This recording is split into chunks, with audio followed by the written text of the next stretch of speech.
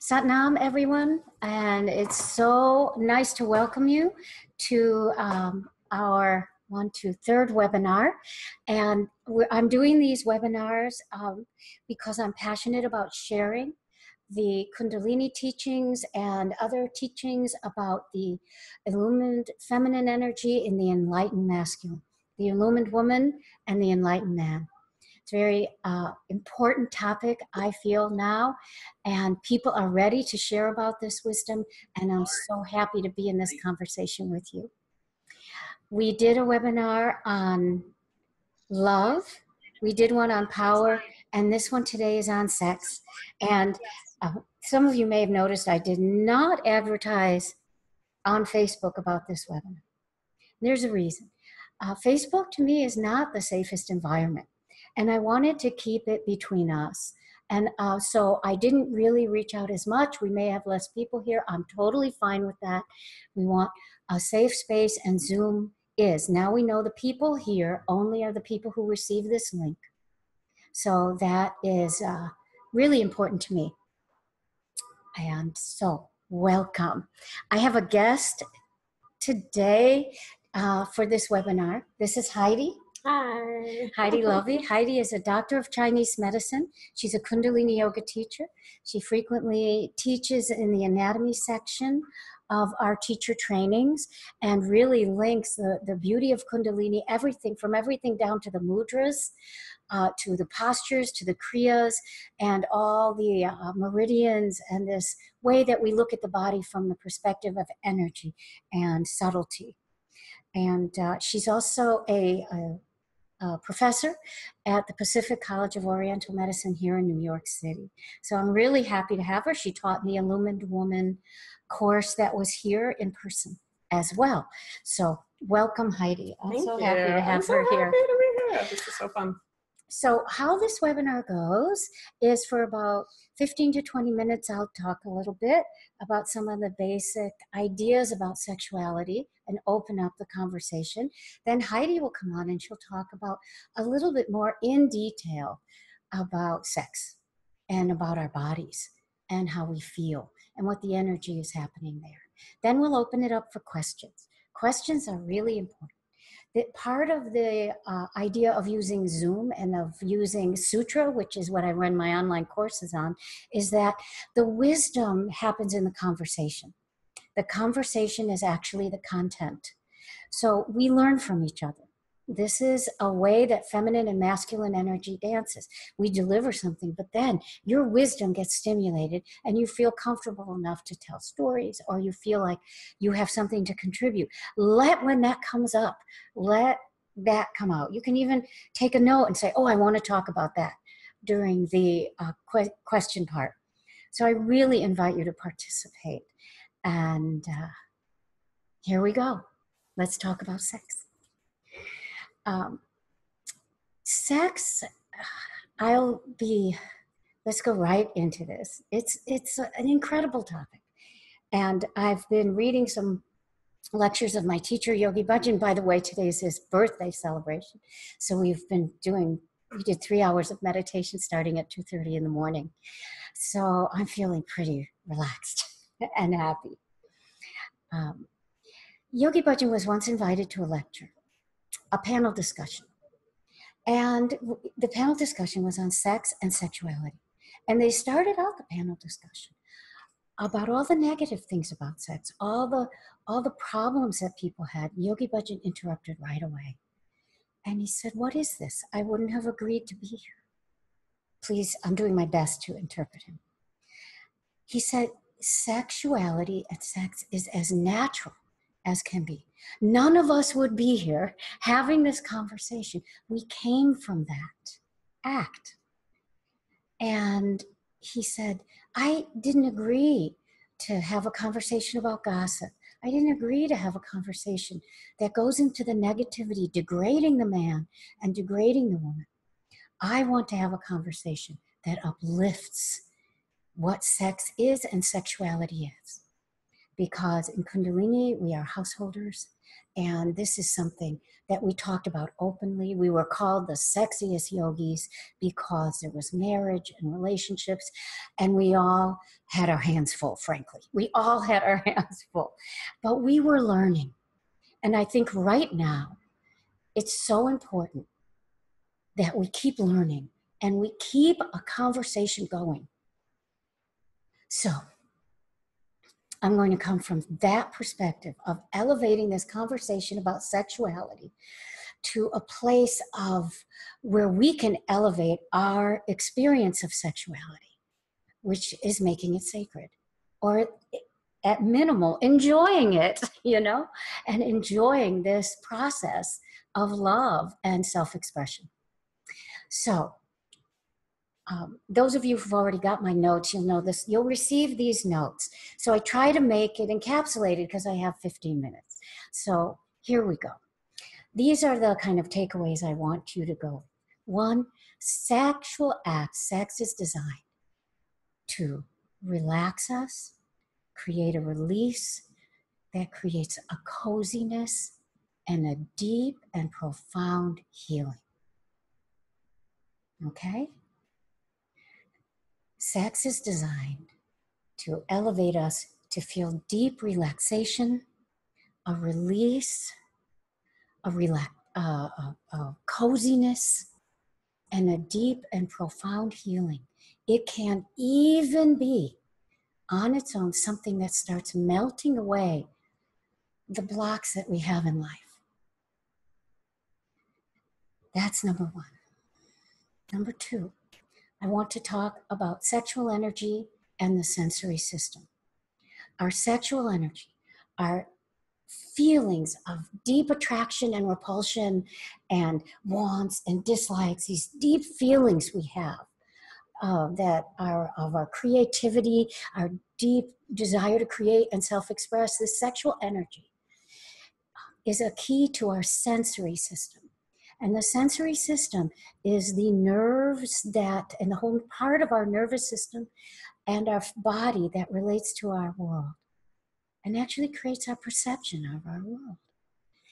And in Kundalini Yoga, we talk about, and Yogi Bhajan talked about, refining this sensory system so that we aren't overloaded, so that we can interpret our world as it is.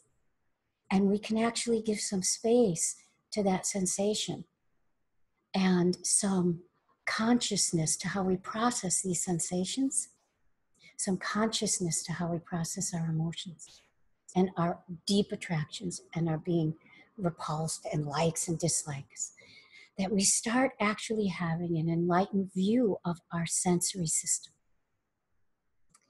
And sexual energy is a key to that as we work to make sex sacred. One story about this second chakra. There's a story about the chakras, and we all know, many people know, that orange is the color of the second chakra, right?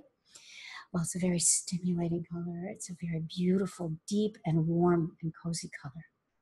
It's said that once that energy is really fulfilled, that chakra can turn a deep blue, a beautiful oceanic blue that is so deeply relaxing. Even in feng shui, this color blue makes it feel like there is no time and that you can look beyond space. So sexual energy that we feel is really a key to building and experiencing and learning our sensory system. And the third part is this metaphor for sexuality. That's called, I call it the heavens calling the sky, or no, the earth calling the sky. The sexual energy of you in your feelings and emotions, if we really look at the enlightened metaphor of that, it's the earth calling the sky. And they mix together, masculine and feminine, yin yang, and we get this dance that creates something new called Kundalini, called the energy of being human. And that creates a moment called a bindu, which is this moment in time that your mind expands more than you think it can. When God is your lover, when your partner is God, and your lover is God, and you enlighten this all, and you look at it from this metaphor, this Bindu created in sexuality, in sex, can be this point where the body relaxes so deeply, but the mind expands too. The mental relaxation goes into such a deep territory of expansion that you feel like you've gone where no person has gone before. And you can't even have words to describe it. And I describe this sense of connection as a high form of love. And that's why we long for it. That's why we want it. It's a high form of love. Am I speaking loud enough? I tend to whisper. So a high form of love. So just to review that. 1, sex is designed to relax you, heal you, be cozy. 2, it's a key to our sensory system. When they work together, we can grow, and our sensitivity cannot be such a problem for us, right? 3, let the earth call the heavens, let the earth call the sky, and the sky and the earth dance. Creating a bindu, creating a still point, a physical release and relaxation and mental expansion that creates, it's called a bindu, a still point, that creates a powerful high connectivity to everything. And that is like love. That feeling, that sensation. So how do we get our sensory system ready for this? So a few things. If you want to work with your sensory system to prepare it to have this kind of experience in life, which it's wonderful. It's wonderful. Here's a few things to do. 1, radical self-love of the body and your body right now. Not tomorrow, not wearing something different, but right now, who you are now. This is a radical self-love. I love mirror therapy for this. I, in the 17, did this Love Your Body course where you had to sit naked in front of the mirror for an hour and look at yourself. And then when I did the S training, you got in these, we did the body process a long time ago as well. We got in these teeny little bathing suits and people came up and explored our body. Now, I didn't like that one. That one took away my modesty, and it was a little too, too out there for me. But it definitely was, again, a part of the humanity's search for self-love. It was to bring up this. One thing I want to say about the sensory system, and a quote from Yogi Bhajan about this sensory system. In order for the sensory system to be active, we have to have knowledge, and this is a big key. No guilt. And sexuality holds so much guilt. And I'm so grateful for all the varieties of ways we're talking about it now, because it's our searching to dump this guilt, have that natural love. But what blocks that sensory system is this guilt. So, so start looking at your body. If you can love your pinky finger, start there. And practice this radical self-love of the physical form. And how do we do that? What helps that? 1, exercise and sweat and laugh daily, no excuses. Meditate daily, no excuses. This will help your sensory system.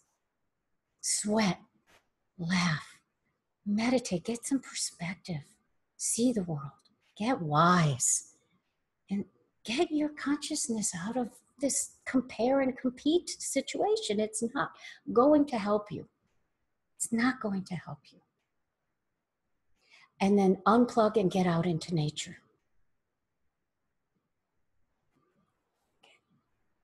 Unplug, get out into nature. Preferably barefoot somewhere. I know we got ticks and this and that, but barefoot somewhere. On the beach is best. Get in the water. unplug, get outdoors. And the final one, have some patience with all of this, because it's hard to exercise and meditate every day. So look long run. Look long run. Gotta get sweating, gotta get moving. This will help your sensory system light up and have a chance at this kind of sexual experience that's so profound.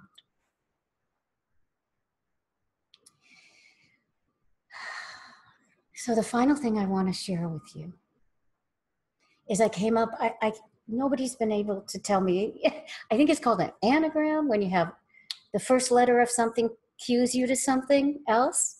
I'm not quite sure. So I have earth and sky here, and how the actual sex, this is a little bit about the sexual act and how you choose and what happens. Little touchstones for you to a much deeper study.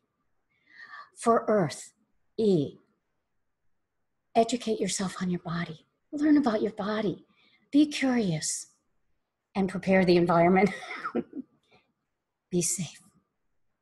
Have a beautiful environment. If you're into something that's a little edgy, that's fine, but it has to be for both of you or all involved.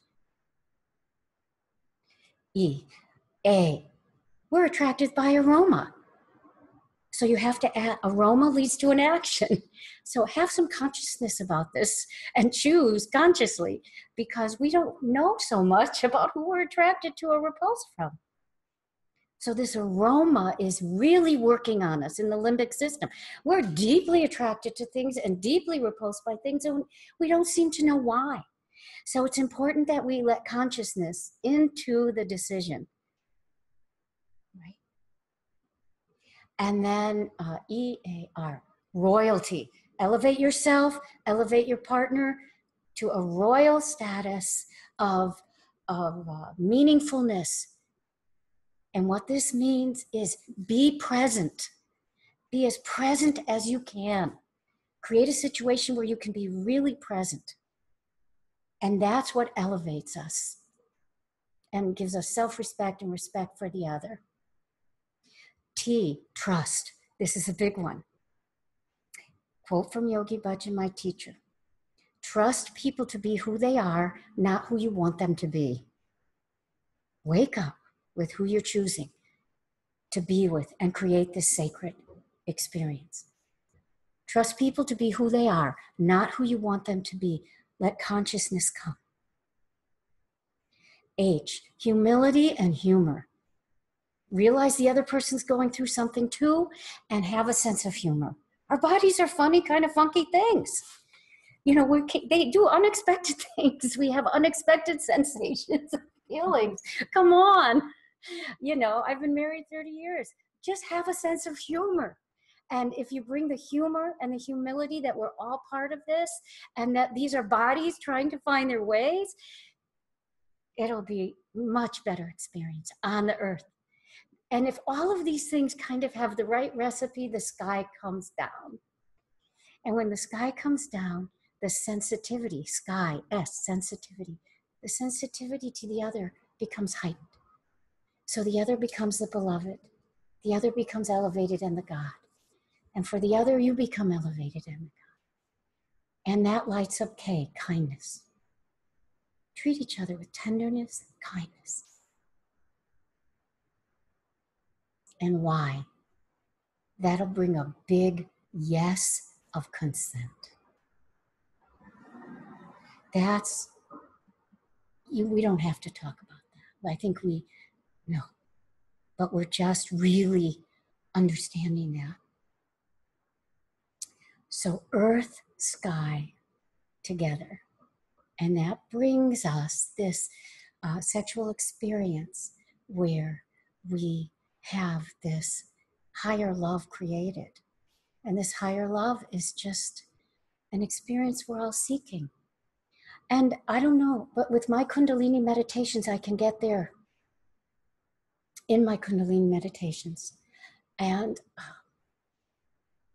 so I encourage you to meditate and to continue your practice and let your sensory system wake up. and then bring that, then it's just a different experience on this planet. Today at the birthday party, I'll close with this and hand it over to Heidi. I want to say that my prayer at the end was this. I was, a little hint, sometimes I stay in the hotel across the street from the studio because I need some privacy. And I was way up on the top floor and I looked at the little studio, this tiny little studio, and the full moon above it, you know, in the middle of Manhattan. And I could have felt so small, but I have a practice that helps me feel so connected to the earth, to the moon, to the stars. That connection, that love is so awakened that I didn't feel small and insignificant. I was in the right place for me. I felt connected in reality. So I'm grateful for this practice because this practice has given me a better marriage, a better perspective, more self-love, love about my body, so many things. And I want to encourage you to continue to practice. Heidi, thank you. Here's Heidi. Oh, okay. Thank you. You got to stop sometime. I could listen forever. Now we're going to do a hard turn on all of that, quite literally. This is the fun part. This is the fun part where we talk brass tacks. We're moving from the metaphysical to the physical. And, you know, some of the things that I was hoping to cover today was going to be, one, the taboos and the stigma, especially around the female anatomy. And for good sex, that radical self-love that we were talking about, a lot of the shame, a lot of the guilt gets in the way. And we can go on and on and on about where that comes from. But one of the ways that we start breaking that down is to actually acknowledge and start talking about it. Just direct having conversations and understanding that it's an ism at the end of the day. So I want to talk about the pelvic floor, one of my favorite things ever, that I think we all cheat on, by the way. And then I want to talk about the clitoris, best topic ever. Love talking about the clitoris. So you're going to have to like check my time on this because otherwise we'll be talking to midnight about it. I think that, you know, when you think about it and you think it just about, and we're just talking specifically about natal sex, female anatomy in this case. But when you think about it, you have the pelvis. And the pelvis, if it were a standalone item, it looks like a sacred chalice. And everything that's contained within that pelvis, there's not a lot of real estate in there, but there's a lot of real depth. So in Chinese medicine, we have things like the dantian.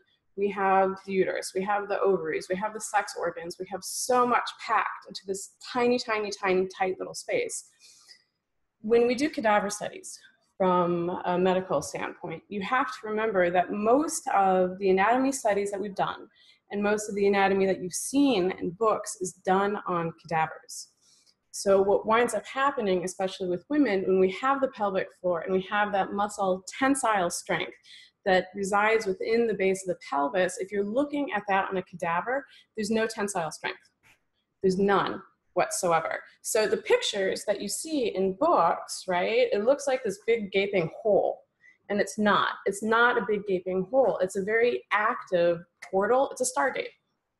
Think of it this way, a stargate. Your uterus has the ability to invite someone in, gestate, and then come into this new three-dimensional, trans-dimensional reality. So we really do have a lot of responsibility to what resides in there, 100%.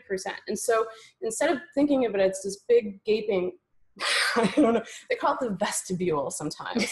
So instead of like the vestibule where you enter into the world, it is something that you can control, and it is something that is really quite sacred. The uterus, she's about the size of your fist, right? So when we menstruate, if we were to cut her open, kind of just be a little crass about it, again, brass tacks here. So if we were to cut her open, the surface size of the uterus is about the size of your hand. So that's what you're bleeding every month about this, unless there's some sort of pathology like fibroids or something along that line. So this is about what we're bleeding. There's this sense that when we menstruate, we're detoxing, which that's the first taboo that I want to break. Because if you're going to gestate a new life in your stargate, to bring into this reality. You're not going to gestate them in Chernobyl. You're going to gestate them in the cleanest, the healthiest, the best blood in the system. So when we start talking about sex and we start talking about the aromas and the smells and everything that kind of comes within the female anatomy, it is some of the cleanest blood in the system. And the vagina itself, when it's not clean, right, when we do have odors, that's a mark of health that has to be addressed. And it's one of those things that, again, brings shame, and it's talking about the shame, and it's talking about this guilt. I don't know if you saw Amy Schumer. She did a stand-up thing a little while ago where all she talked about was menstrual discharge. She did like an hour on her menstrual discharge, and it was actually a radical discussion. It was a radical discussion, because I can't tell you how many times I have female patients who come in and they say, am I the only one? I'm like, no, sister, it's you and everyone else in Manhattan. We're really not the only ones. So number one, when we start looking at these taboos and we start breaking these shames, what can happen is that quietude that you talk about, that self-love, it allows for relaxation. That if you're looking at like, oh my God, I'm having sex, turn off the light, like only this angle, like, you know, I have to go like this.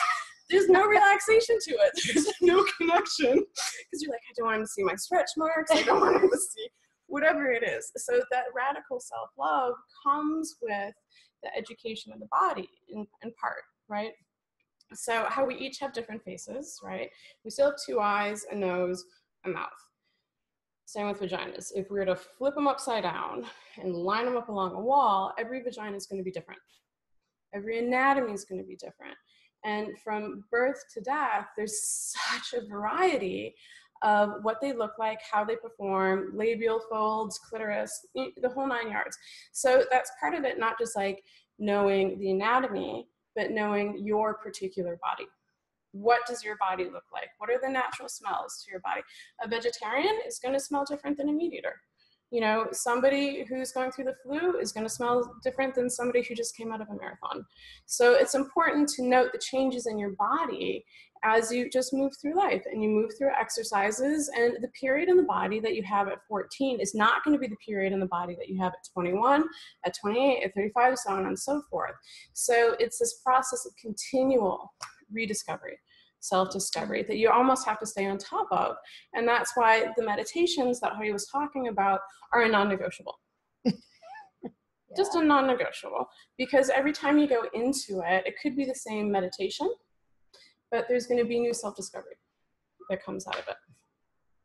So the pelvic floor, let's talk about the pelvic floor a little bit. So everybody, I don't know about everybody, but I have a lot of patients when we start talking about pelvic floor and Mula Bandha, they're confusing it with Kegels. Kegels are just the vaginal wall. Like somebody with a penis can't do a Kegel. Somebody with a penis can do a pelvic floor. And it's important to remember that the pelvic floor includes perineum, sex organs, and rectum. It includes the entire thing. And when we come back to our sacred chalice, in the sacred chalice, if we were to turn this way, it's a little easier to see this. I don't know how we're gonna do it. We'll do it this way. So if this is the pelvis, and this is gonna be the tailbone. And it's that hammock that hangs between the two, which means your pelvic floor taps into the very bases of the spine, which is Kundalini, right? So if the pelvic floor is lax, or if the pelvic floor has gone through any sort of trauma whatsoever, it's the infrastructure, it's the basement to the house, which means you're going to be offset all the way up to the head. So a lot of that pelvic floor work, when we talk about Mula Bandha, when we talk about it, it's important to start to learn to engage that entire hammock very differently than most people do. And it shifts your yoga practice and it makes you stronger. And it gives you, like, as a woman, there's something sexy about like coming up a little bit, right? And about being able to show your radiance, your entire endocrine system sitting on the front to open that up. But that comes from the pelvic floor. That comes from a lot of pelvic floor work. And I think a lot of people who sit too long, a lot of desk jockeys, a lot of us that have had some sort of sexual trauma and we actually disconnect from it a little bit, we start to wind up with a laxity in the pelvic floor that we start to ignore.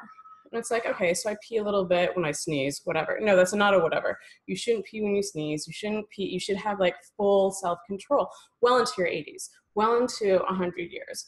So the Chinese medicine classics teach us that we They expect a lot. I'm like, so the Chinese medicine classics, kind of the first chapter tells us that we get 100 years to life. And that's not 100 years like peeing ourselves, pooping, forgetting where we put the keys, you know, like that's 100 actually like good, solid years. And that includes sex, right? And so when, especially in a woman, when the pelvic floor is not functioning, that kind of the physical piece of it, that physical relaxation that we look for that comes with it is almost impossible in some cases with that laxity. And then the reason that we're going from the pelvic floor now to the clitoris. So we didn't actually know how big the clitoris was until 1998, which I think is a little bit of a, I mean, women we knew, but like the medical world didn't know. So the clitoris itself, like, again, we're going to come back to, and I should bring a pelvis next time. So I'm going to come back to the pelvis. And in the center of the pelvis, we have the birth canal. That little like bean that we see that like comes out of the top sometimes, that's 1/10 of the clitoris. So the clitoris actually, it almost looks like a wishbone where it comes back and it rounds the entire birth canal. And then it has two little legs that are about like 1 inch long that come down into the inguinal crease, or like the very top of the legs. And so we actually have this huge nervous system totally unto itself that's got tens of thousands of nerves to it. So what starts to happen, that tensile strength, right, in the clitoris. My mom has a story, actually. She's still telling it to this day, like on Thanksgiving, every year. She's like, you were the biggest orgasm I had when I gave birth to you. And it took me until I was about 35 to be like, you're welcome, I guess. I'm not sure. But the reason was, what happens is, if like in childbirth, right? If a woman is able to be relaxed, and if a woman is able to be present in her body, which is not possible all the time, right? So it's kind of a miracle when this happens. But when she's relaxed and she's present in her body and she has an epidural out, what will happen is that clitoris, when the baby comes through, it expands and it snaps back. And it's in that snap back of the clitoris with that incredible sensory nervous system that happens, that there's almost like this disassociation. The orgasm is so big. And when she comes back in, it's that thing that Yogi Bhajan talks about, right? That there's a psychic change that happens going from woman to mother. And one of the quickest and most healing ways to do that is to actually orgasm through the birth, which is possible. And it's possible because the clitoris is not this big. The clitoris is this huge thing. And again, for every different face, for every different vagina, there's different clitorises too. So, and what people are able to do with them and not do with them really just simply depends on the anatomy of the woman. Now, is sex always about the clitoris and the pelvic floor? Absolutely not. That's just one way. That's just one way. And we were talking about this a little bit yesterday. Yeah, that the coziness and this kind of the sacredness we talked about, the bindu that's created, isn't only from orgasm. And this is important to note, that there can be, like, remember I was saying that my meditations create this sexual energy. When you pair it with the sensory system, you can be just relaxing with somebody. It doesn't have to have all this kind of orgasm, so that you can enjoy sex in many, many forms, different ways, with coziness and whatever you might be going through physically at the time.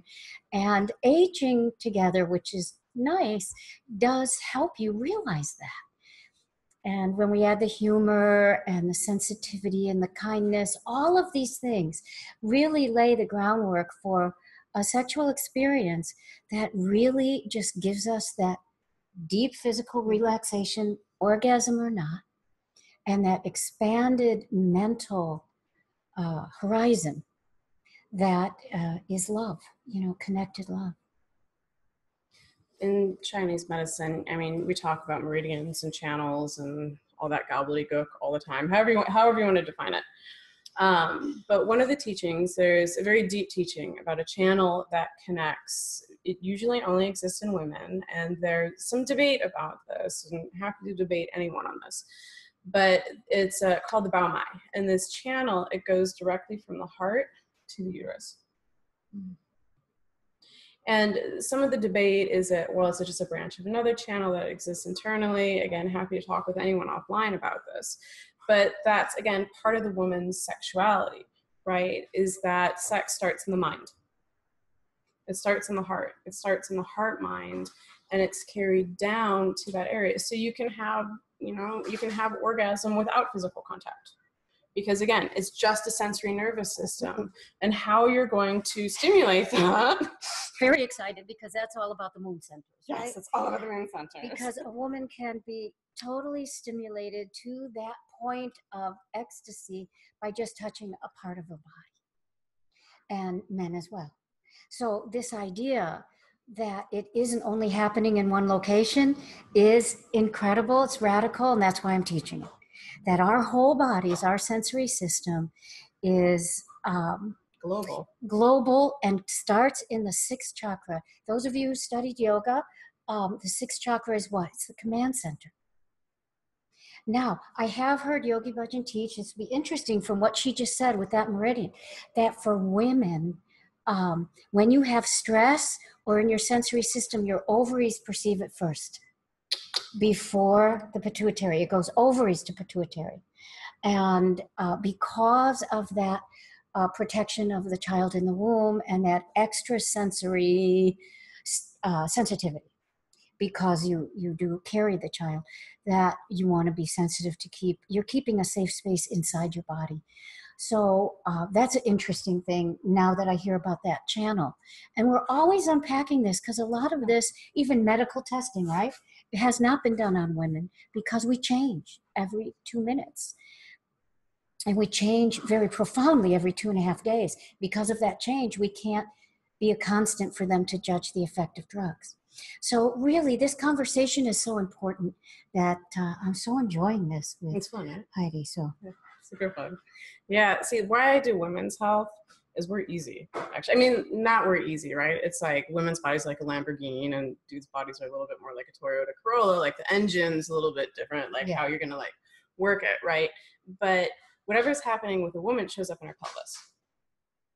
So regardless of how complicated a case in that might walk into my office and I get really quite crazy complicated cases, you just start asking about the pelvis. You start asking about their history with the pelvis, with the pelvic floor, with the period, with all of that. It's just like that, you know exactly what's happening with her, and then you know where to correct it. Whereas somebody that doesn't have that anatomy comes in, you come in and be just as complicated, but the clues aren't there.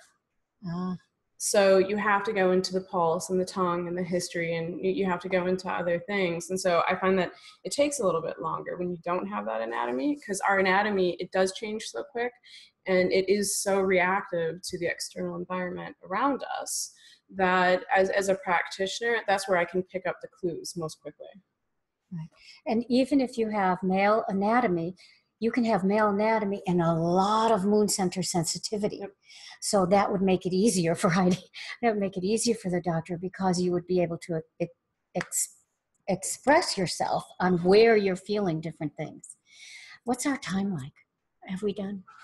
40 minutes into the webinar. Perfect. Oh, yeah.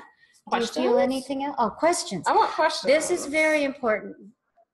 Ask us questions. Tell us a story. Please. Anybody?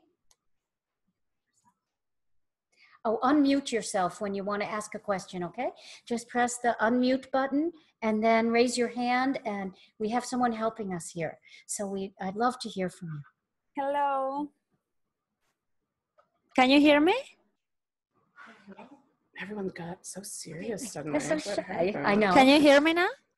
Yes. Perfect. Hello. Thank you so much, Sanam. Thank you so much for this. This is such a necessary theme right now, and for us as a women. I have a question about the birth control. How much affects? I have the Mirena, and I have been feeling for like 4 years. I don't know if there's any like energetically affects having something there for so long, or what will be the best method. I'm about to like take it out, but I have been, and I've never felt any type of like uncomfortable or anything like that in my body, but I'm wondering about like energetically how affects having something inside of the uterus for so long. Sure. So I'm not able to give medical advice in these webinars, but I can talk about like the energetics and what some of that looks like. So different forms of birth control, and again, all of us have a different exposure to this kind of thing. So what a Mirena is an IUD, which is an intrauterine device that they insert. It used to be like called, they used to have like the copper cross and stuff in the 70s, right? And the technology around it has changed. So I don't know if you remember Go-Go Gadget, right? So Go-Go Gadget, the cartoon, where it was like Go-Go Gadget helicopter, and then you'd have a helicopter. That's kind of what an IUD looks like now. So they're spring-loaded, and there's usually but two types. So they still have the copper one that they use, and they have the Mirena, which is plastic that has estrogen embedded in it that does kind of like a slow leak with time.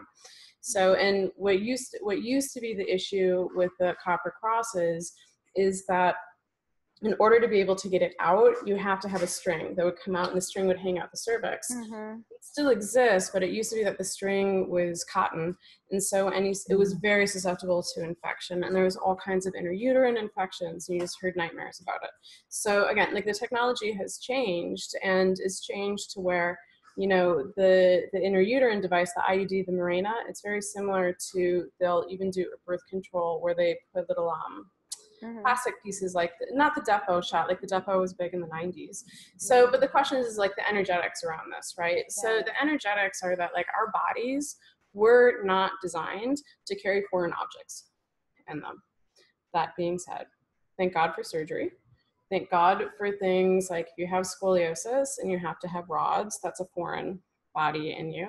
Thank God for things like titanium plates that can hold bones in place and whatnot.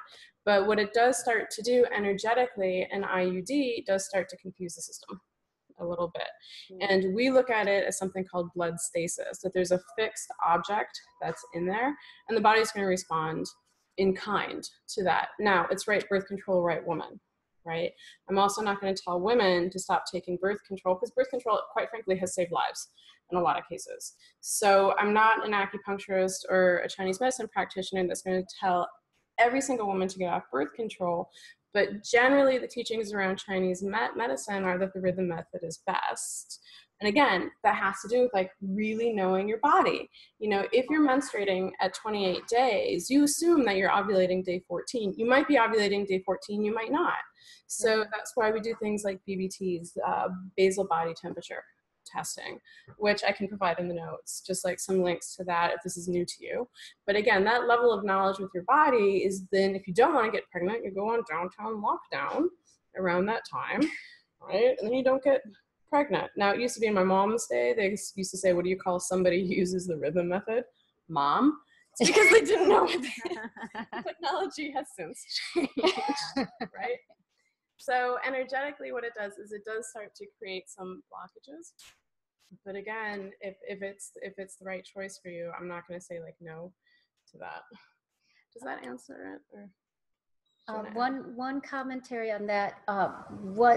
There's actually meditations in a woman's book of yoga, because when you want to maybe have children, if you're a person on birth control before having children, to really think about that, getting off it for a period of time, because there will be an adjustment time to take it off to get back to a more natural cycle.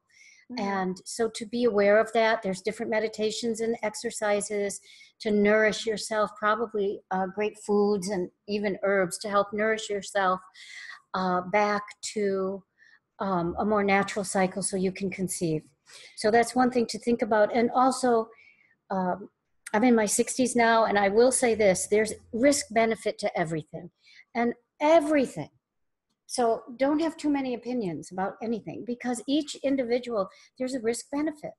You're in a certain situation, there might be more risk to not having that form of birth control than there is benefit, or there might be more benefit than risk. And things change as you get older. Right now, as you get older, certain medications, they're more benefit than risk. You would never take them when you were younger. So really have good healthcare practitioners, good doctors, good support in your life so that you can make good choices about what works for you. Um, and a big question when women come, because I deal with a lot of autoimmune, and I deal with a lot of thyroid issues in private practice. So that means that if one endocrine system gland is kind of wonky, another one tends to be wonky as well. But so when women come in and they're on birth control, my first question out of the gate when I say, regardless of the birth control, is, are you on this for family planning? Or are you on this for other medical reasons? And a lot of times women will come in and let's say they're 32 and they'll say, like, I had really bad cramps when I was 15. And so they gave this to me and I've been scared to get off since because I just remember these cramps used to knock me out and I'd throw up from the pain. Right. So there's been this fear around their menstruation, and that's why they've chosen to stay on birth control for so long. Chinese medicine teaches us that we, women in particular, we age in cycles of 7. That's why, I kind of mentioned it before, 7, 14, 21, 28, 35, 42, 49, are big markers where there's both a psychic shift and a physical shift and an endocrine shift as well. So the period that you have at 14 that might have been really, really painful, that knocked you out, that it's just like naproxen, and then now you're suddenly like taking shots where you only menstruate maybe once every 3 months because it was so scary. At 28, that's not going to be the same period you have. So I still think it's important to come off birth control sometimes if you're taking it, just to check in and just be like, what's my cycle like right now? How's it going? And then if you need to go back on, go back on.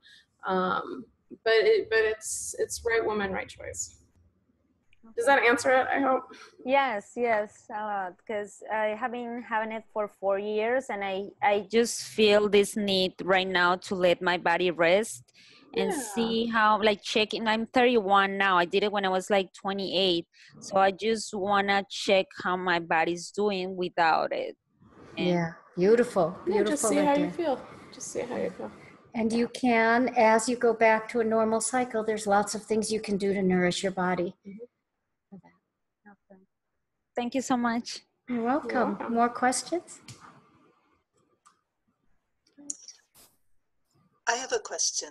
I work with a lot of young women, and I'm always confused by their birth control options, because when I was their age, we had other options that doctors don't seem to be suggesting anymore. We had things that you could take out. We had diaphragms. We had, mechanical things, cervical caps. We had options that gave us more control, that weren't in all the time. And it just seems that when these young women go for birth control advice, it's always an IUD or the pill or the patch or something that's way more invasive than I remember. And I'm wondering why this is, or if this is true, and what you would recommend for a young woman just starting out.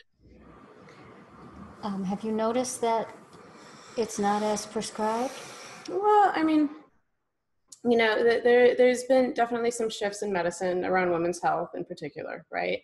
And one of the things about allopathic, and again, I love allopathic medicine. I have a doctorate in Chinese medicine, and in order to get that doctorate, I did have to hang out with a lot of medical doctors, right? So I love the medical doctors. I love blood testing, but the few things that a lot of doctors today, that's very different, right? So it's always been that doctors generally have either something chemical or surgical as intervention.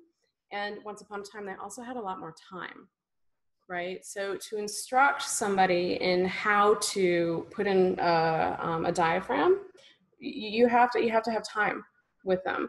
Cervical caps actually need to get fit. So that means going in, having someone go in, take a look, measure, you leave, you go back, you get fit for the cervical cap. So it's a timing issue. But what's also changing, for example, is menstrual hygiene things, right? So I don't know if you've heard about the Diva Cup. Love the Diva Cup. So, I have, yeah. Oh yeah. So there is technology that's changing, right? But it's women who are leading the forefront. Like the people that designed the Diva Cup are women.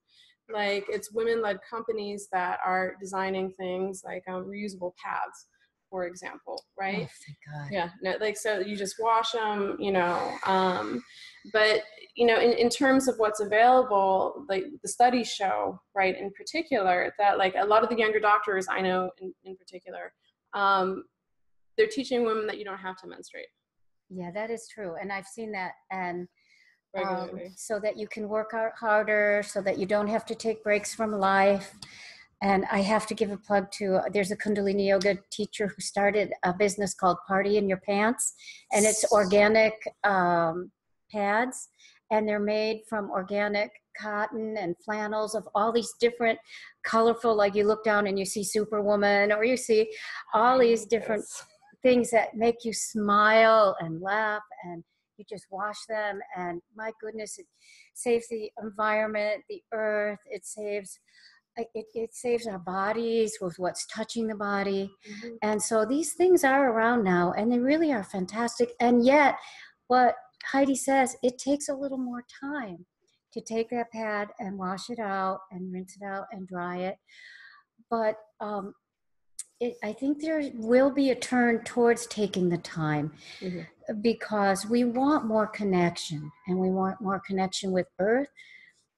And there's a whole shaman movement, which is about connection to Earth, and a whole, always talking about this. And I'm hoping that this will, and I know it will eventually, like get into medicine as well.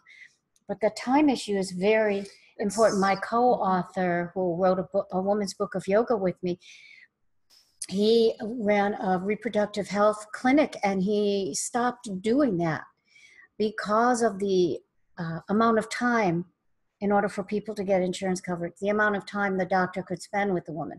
That's how I got my first medical teaching Kundalini yoga in a medical hospital situation. I had to say, why should we have our patients do this? And it just occurred to me as we were going around the table to say, what if women walked in and they were able to explain where it hurt, how they felt in their body? Right away, he goes, yeah, that, and they hire me right away, because they don't have the time to ask questions. They didn't even have the time to hardly ask the questions. It was getting so difficult for the doctors too. And what this leads into, right, is the doctors today especially don't necessarily trust patients to be compliant with what they're given. Absolutely. Right. So it comes down to a compliancy issue. And I've seen IUDs prescribed because there's little compliancy issue needed around that. The Nuva ring is another one, right? That's kind of like hit the market. That's changing some things. With the Nuva ring, it's like the Mirena in that, it's plastic, and it leaks out like, xenoestrogens into the system, and it controls the body. But that's one that like the woman's able to reach in, be able to remove during the month. So, because the doctors are not having the kind of education time that they did once upon a time to really sit down and ask and like go through, and then expect that patient's going to come back in, like in a month or two to like check in, how are things going, right? Because none of that happens. It's easier to do things where the doctors feel like compliance is now taken out of the equation. And this is happening not just in women's health, this is happening across the board. And when I talk with medical doctors, if we're co-managing a case, they're like, oh, the patient's not going to be compliant with that. I'm like, no, BS. Like, my patients take their herbs every day. My patients come in once a week. Patients are able to be compliant when you're able to educate them about why it's needed to do this and how to do it and answer questions. So the patient feels seen. I think that's a big thing, is patients no longer feel seen. Right. So I think that with these kinds of conversations, and with a lot of women's education and men's education about the body, about sexuality, about being more comfortable talking about how you feel and talking about different parts of your body, I think this will help change the tide of this. I hope that's a good answer and good discussion for you. Yeah. Well, the question I have is, do you see any way to get some of these options more into the mainstream, or the conversation more into the mainstream? Because the subtext I see here is that these young women are not being respected they're sort of not being respected as they aren't being, it's a very tender time, you know, and you aren't getting the message, pay attention to your body, or that you have power over your body. You're getting the message, you better do this or you'll get pregnant. And no, don't do anything else, because it would be so bad to get pregnant, and you aren't in control of this. And if you see any way that, yeah, of course. I see many ways. I see, you know, you've now helped me. I can include this in my conversations, and I will, and about this reproductive empowerment. So I thank you about sharing that. And just to encourage all women physicians to maybe start a nonprofit, you know, that starts contacting doctors. And there's lots of ways we can do this. And I think asking this question, asking for it, showing up where women are and where men are and where doctors are, and making the request will turn the tide. I believe it will. thank you. Yeah.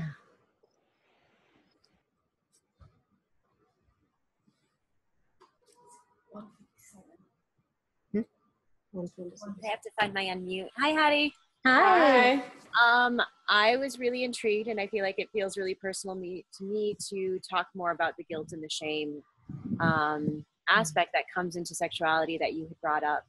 I know for me personally, I have found a reflection even in my partners of men carrying a lot of shame in relationships and around sexuality, and find that in my own core. I don't know if the question is more the open discussion and dialogue of it, or are there practices and things to help kind of cultivate the path of releasing some of this and not just having it manifest in the sexuality? Right, absolutely. And I think this is what spirituality is all about, actually. Even in the level 1 teacher training manual, there's a section that people don't really pay attention to very much. And it's a lecture on the first chakra and how every single person right now feels insecure, like we all do. And yet we're not supposed to. So we have to act like we're not insecure. We have to act like everything's okay, but it's not. And we are feeling insecure. And we don't know who to talk to about it, because even the people in yoga classes, here's a meditation. You should feel so insecure after 40 days of doing this meditation. This is ridiculous. We are all on a planet that, in that article, Yogi Bhajan said, it's the time where we feel insecure. We're not sure we're going to be taken care of. In the Moon Centers, I talk about this for men and women. We have to look at this sense of insecurity. And from that sense of insecurity, I believe that guilt comes sometimes. And from that sense of insecurity, choosing the wrong partners comes. Saying things you didn't mean comes. And that we have to have this huge amount of forgiveness and humility in the face of being human together. And this is not easy. That's why I have the Ho'oponopono going like all the time. I'm sorry, I love you, please forgive me, thank you. Say those things to yourself, because this is for you and your sensations. And first of all, we address both, for men and women, sexual trauma. And yes, there are meditations for this, but it sometimes has to be a little bit deeper, which it goes into the sensory system. So how we perceive, right? How the senses, we're perceiving a world differently if we're looking at it through that trauma. So the study of the moon centers and energy and how we fluctuate, how men and women fluctuate and change. And the study of the sensory system, actually the nerves, the education, what our environments are like.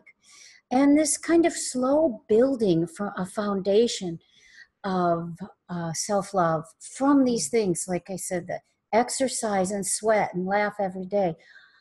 No free passes. Meditate every day, no free passes. Long term, of course, you're going to not do it a day. I know, you're going to get sick, blah, blah, blah. I don't want to hear these silly things people say. Have you ever missed a day? This is ridiculous. We know we're looking long term for this, but really this is the way through it. We've got to start moving and together and really taking responsibility for our health and our feelings and our emotions, befriending our emotions and our feelings. And this is a process. This is a process. And that was an incredible quote, don't you think? That he said, the key of the sensory system is to be knowledgeable and effective and present without this guilt.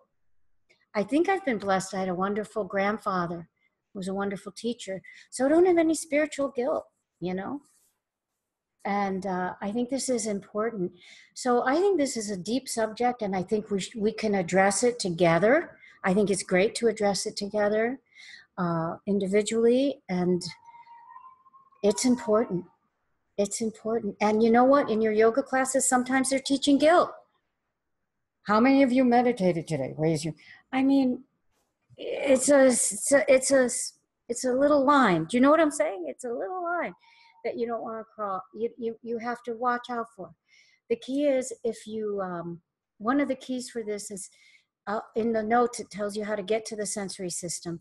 And then once you remember that big pause I took after I said the word guilt and I let it sink in, is let's look at it and let's start healing together, everyone. Let's start healing together, like really healing. Like not like, okay, now we do this, do that, do this. It's just so much overstimulation. Let's heal together. And I believe, and that's why I'm doing these calls, the way to heal together is to have a conversation first and start being together. So thank you for bringing that up. And try doing those things daily. It's going to be really hard to do them daily. I just got a trainer in my 60s. I realized my body is changing. I've got to address that. Everyone comes up to me and says, you look young. You're not in your 60s. It's the new 40s. I said, excuse me, I lived those 20 years. I want credit for those 20 years. And we do have a body. Let's not pretend we don't. And bodies are weird. And they're weird and they change. Don't tell me this body's an illusion. Please don't do that. I have to go to the bathroom. I have to do all kinds of things. And I enjoy my food and I enjoy my body. It's part of my experience. Don't tell me this body is an illusion. That's a degradation of the feminine. Men don't want to be told their body is an illusion either anymore. This body, we want to embody and celebrate it. So let's get into the body and learn how to live in it without guilt through the education, the exercise, all of that. It's a part-time job doing this trainer thing. I'm exhausted. I can hardly, sometimes it's really hard. But it's my body. This is my vessel for my spirit. Without it, I'm dead. I don't know what happens after that. I don't talk about reincarnation. I had a near-death experience. That's the truth. I'm not sure. But while I'm here, I want to enjoy it without that guilt. And so let's follow a pathway. Let's make a map for all of us to get in here, physical, talk about it, relate to it, and find ways to fit it in our schedule and not let this age of technology and the outer circumstances dictate that we don't have time to do these important things that will help relieve all of this and change that state. And the one thing I want to add to that is a sense of humor. Right, of course. Bodies are so ridiculous. I walked into a girlfriend of mine getting ready for a wedding. Like we're going out and she was at the house and we're getting dressed and she was putting on a pair of Spanx. And anyone like what a private thing so she's putting on this pair of Spanx in front of her husband, right? And the two of them are sitting there giggling, just like giggling at like the complete absolute ridiculousness of this, right? And I was like, oh, hashtag relationship goals to be able to put on a pair of Spanx in front of my partner. Yes, but it was the sense of humor around bodies and the ridiculousness around it. And I think like especially as women, because we have these images, we start taking things very seriously. You know, like the body has to do this and it has to do this and my body's not doing that, so something's broken. And it's just not true. It's just like it's an ever-changing experience. Everything. It's a weird thing. And it takes time and attention. We feel we don't need, in this age of technology, we either do something for the body so that it looks good. But what about, I have this wonderful trainer. You know what he said? He doesn't accept clients who want to lose weight. He says, how do you want to feel? He says, because this is not going to get you anything unless you really need to. It's a health thing or something like that. So, you know, this glandular system, this sensory system is connected to our body. And that's where the guilt comes again. We want to have a meditation and leave the body. I've never seen anybody meditate without a body. Not yet. Maybe sometime. It's hysterical. And this is the degradation of the feminine energy. Men don't want it either. Nobody wants it. We want to feel, want to enjoy our time here. That's why Yogi Bhajan said, I don't want to talk about the net. Let's elevate this conversation to a sacredness and let's start having a positive, exciting conversation about sexuality. We know what's going on that's wrong. That's a conversation we can have. But let's at least have the positive one out loud and physical. I think I saw you smiling a little. The same. I'm always smiling, but Okay. yeah, thank you for that. I think, and I've been in a process myself of kind of deep understanding and bringing a lot of consciousness to the things that come up for me and the feelings, and especially within the guise of relationships and sexuality, kind of helping to rebirth that in a way for myself. And, you know, I did put something in those words earth, which is the physical and the body stuff. And it was like, trust people to be who they are, not who you think they have to be. You're attracted to someone, add consciousness. Maybe just because you're attracted doesn't mean you need to do everything, right? And so these are like, spirituality is like holding up stop signs. It's like showing you where you're going, where you maybe don't need to go consciously, right? So I'll write up those notes, and I think they're pretty cool, just touchstones that we can go into in more depth. Thank you. Okay. Is it an hour yet? Shall we meditate? 2:08. Okay. I hope you enjoy meditating in these calls. We do a meditation at the end, and if you, all feedback is welcome for these webinars. So if you want a little more conversation, please let me know, and you can write to me. And I wanted to do a meditation today, and it's a meditation, and the whole thing is about starting to look at yourself and send out loving kind of vibes to the body and yourself. So there's so many meditations and practices we can do, and they're all physical. Meditation is physical, and they're all honoring this physical and using the magical mystery tour of the meridians. I like that title, the magical mystery tour of the meridians, and all of our body parts to help reflect back some meaning and elevate our consciousness. So this first one that I want to do is breath of fire. And the reason why I would like to do a little breath of fire first is to get the navel point moving and get the energy moving physically. So if you haven't done breath of fire before, you just sit up. It's a powerful breath in and out through the nose, and it sounds like it's an equal kind of quick thing, like, can you hear this? You should be able to smile. If you're new at it, like scrunch up your nose. Little kids do it. Don't worry about so much of how it's happening. Your body will know how to do it. So let's just tune in to begin with. Bring your palms together. We say the mantra, Om Namo Gurudev Namo. Om Namo, we call upon the one, Gurudev Namo. The invisible teacher is everywhere. It's in each other, in our experiences, earth, sky, nature, everywhere. Om Namo Gurudev Namo. Deep breath. Om Namo Gurudev Namo. Om Namo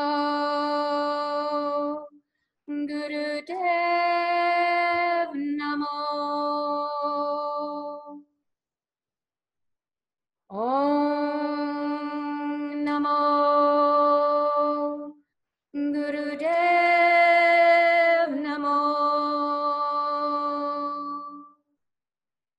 Inhale and exhale. Just relax your hands and lengthen the spine, and let's begin breath of fire together. We'll do 3 minutes. Breath of fire is contraindicated if you're pregnant. So if anyone's on the call is pregnant, just do a slow breath and pay attention to the breath and feel the breath. If you're on your cycle, you can do a light breath of fire or also a long, deep breath. And just feel in the body where this breath is moving. It'll help to bring your body and your awareness to your navel point. Right below your belly button, inside, in front of the spine.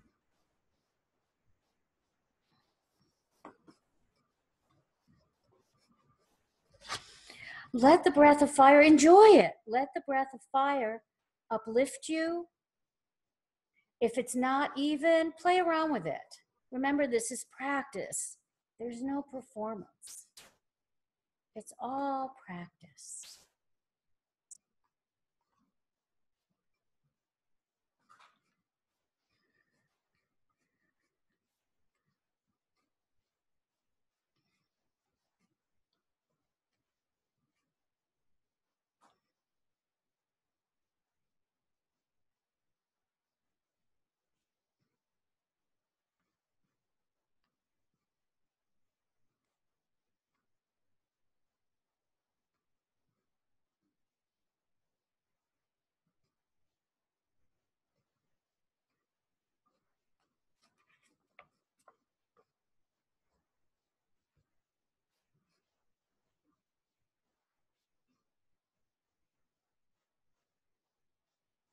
Listen to the breath.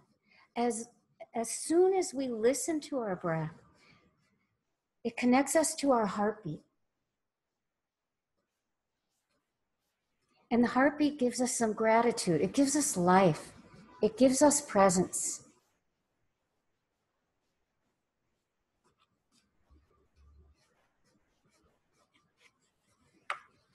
About a minute more.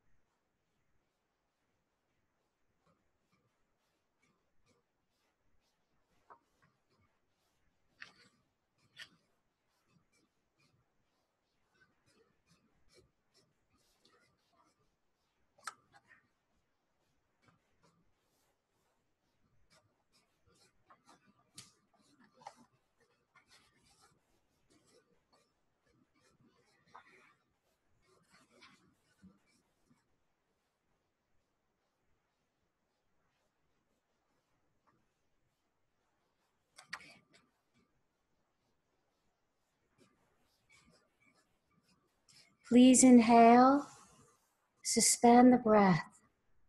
If you're not on your cycle or pregnant, we'll use the root lock. Pull the lower belly in and up. On the pelvic floor, the rectum, the perineum, and the sex organs. Just that whole bottom lift. Let the crown soften. Exhale. Inhale again. Make sure there's not too much breath in. Apply the root lock.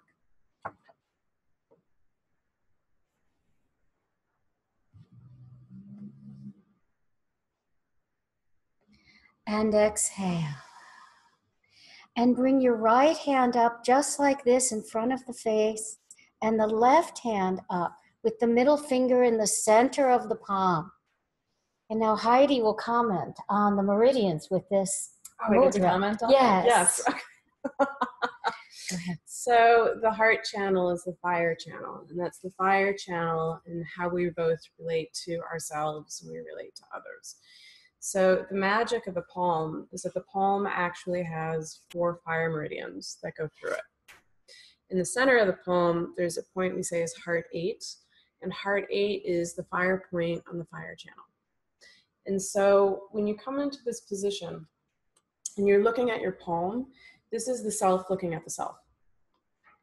This is the heart bearing witness to the heart. And this is the physical manifestation and both the energetic manifestation of that. So you don't want to be too close with this one. You do want to be able to see your palm. And what's fascinating about this too is these meridians, because meridians and channels run in different places, right? So these meridians, these 4 fire meridians, because we also have pericardium, sanjiao, and small intestine, which it's a little bit advanced, but these meridians run straight into the center of the heart. So this is both a holographic correspondence. This is a little universe smack in the center of what we go in and we touch other people with, how we experience the world, the sensory system. That's the beauty of our body. So hold your arm up. You look at the palm. Look at the, yeah. Okay. There we go. And look into the palm of your hand with love and have it be a mirror. So you're looking at yourself. The middle finger touches the center of the opposite palm.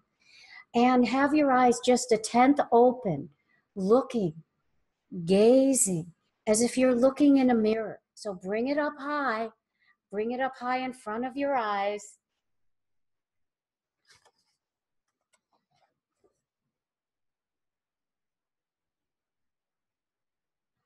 That's it, in front of the eyes.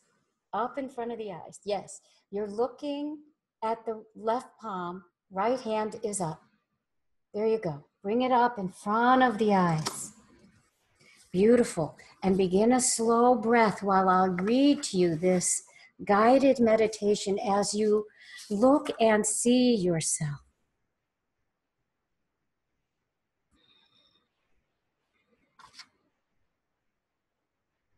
The eyes are open.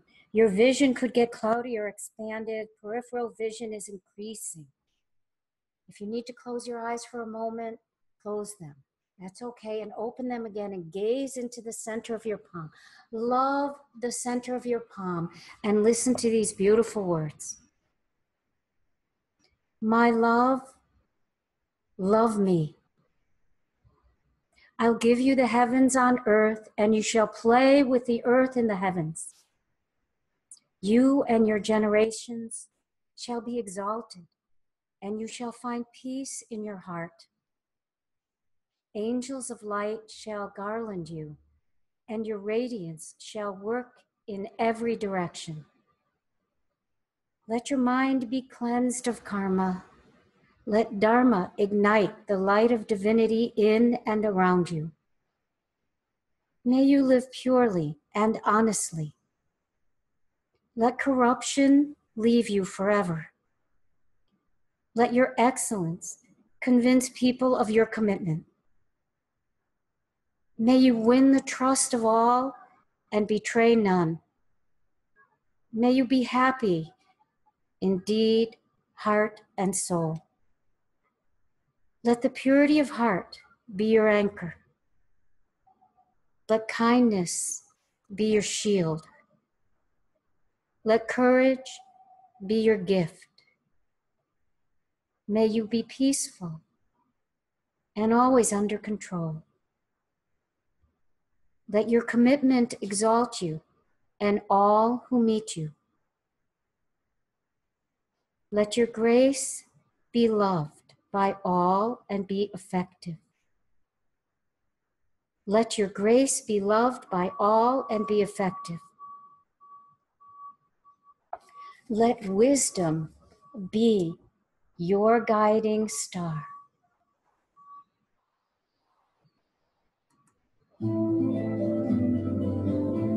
Keep meditating. A few more minutes. Look into the palm of your hands, your hand. With love and kindness, see yourself.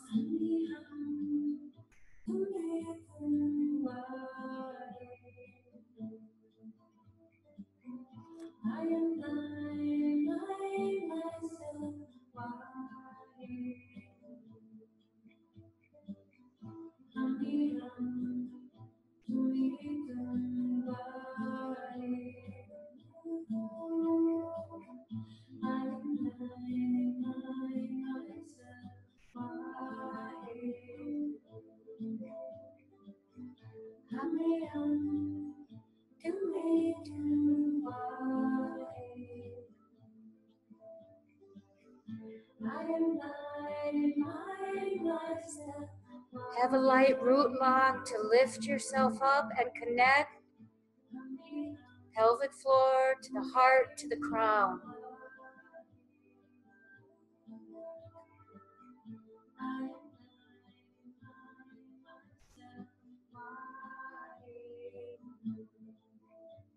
I know it's challenging.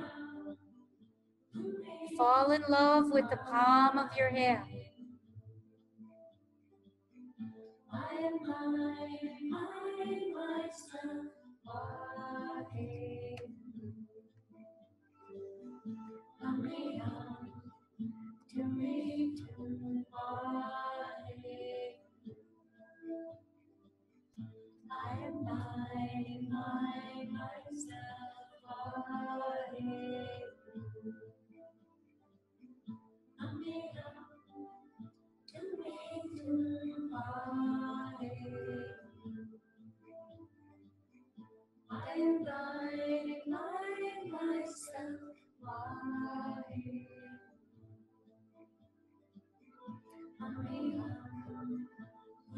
This builds caliber. This is strengthening the nervous system so that sensory system, love prevails. You'll be able to hold more energy, more compassion, more consciousness.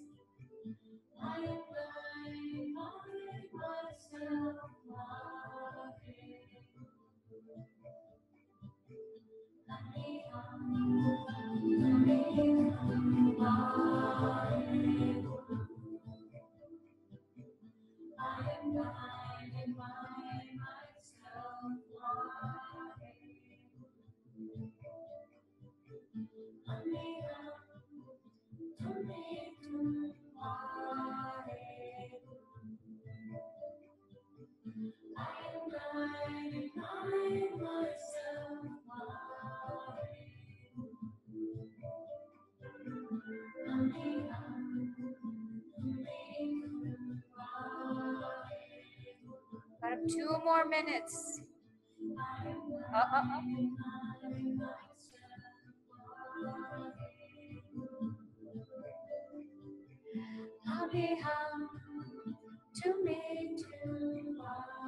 Use the power of that optic nerve in your eyes.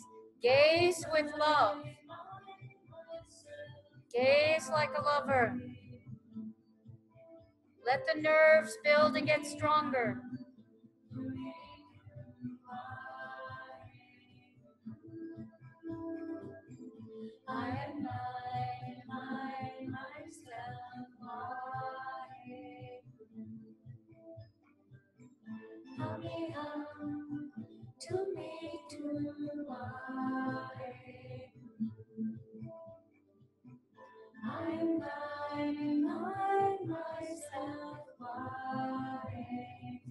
One more minute, that's it.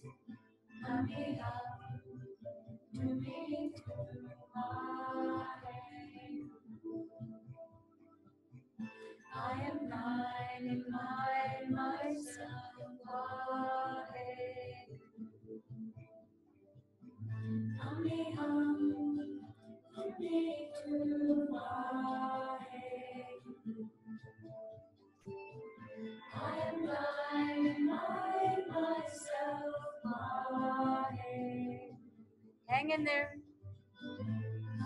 come to me through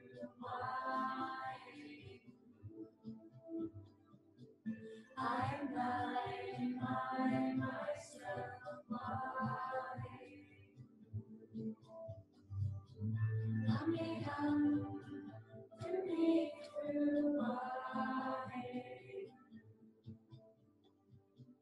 I'm blind, I myself blind. Inhale a deep breath and suspend your breath. Hold it, eyes open, gazing, even a tenth open. Just look deeply into your own heart from your own heart. Self looking at self. To awaken the you within you. And exhale. And inhale. And exhale. And let your hand relax. Left hand into Gyan Mudra. And right hand blocking your right nostril. This is a 2-minute meditation. Begin breathing through your left nostril. Your right thumb is blocking your right nostril. Close your eyes. And inhale and exhale through the left nostril to awaken your receptivity.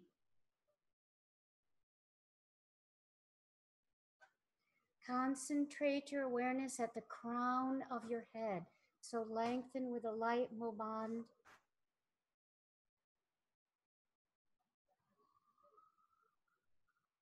And this is a vow that you can take for yourself every day.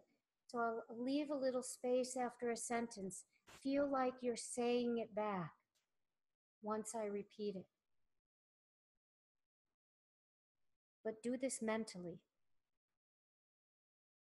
After this day, if I have had any negativity toward any soul, consciously or unconsciously, I now forgive and I am kind to the whole universe. I am. And I am a kind being. I am. I am a beautiful being, a great being, a truthful being. Kindness and love, I am filled with it. That is what I am. All love, all kindness, all love, all sweetness, all sweetness, all smiles. I am. I came to go, I go to come. I am a free being. I don't want any attachments. Attachments are making me heavy, will make me heavy. I want to be light. I am. I am very light. Light. Light. Lighter than a feather. Lighter than a rose petal. Lighter than anything in this room. Lightest of the light. Lighter than light. Completely light. I am a living truth. I am a living reality. God is within me. Let me go within and see God. God is in me, and let me go within and see God.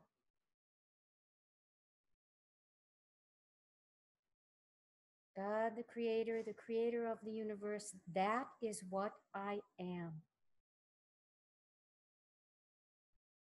I am pure, pure. Manifestation of God. Keep the attention at the crown. And inhale. And exhale, relax.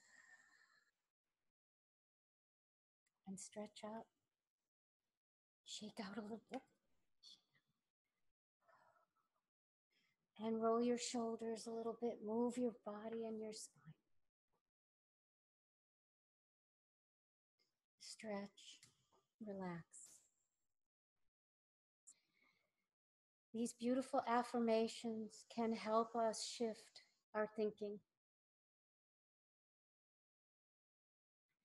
So I wanted to share these 2 meditations with you today.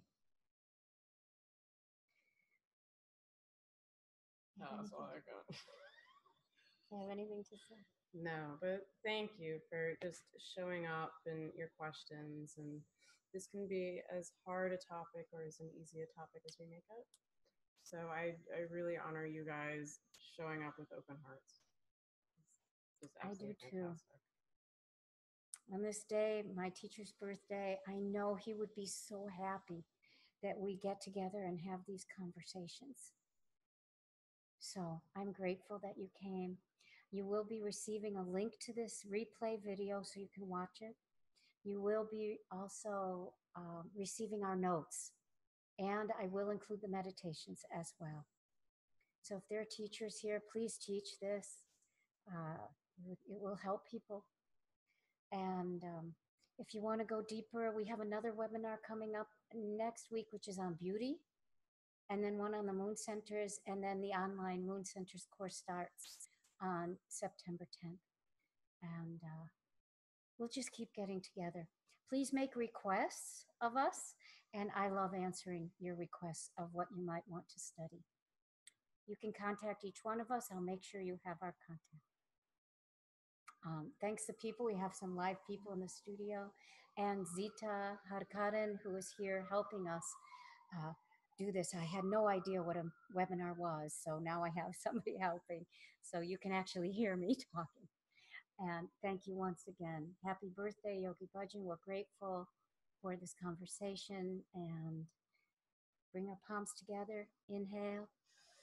May the long time sun shine upon you, all love surround you, and the pure light within you guide your way on, guide your way on, guide your way on. Satnam.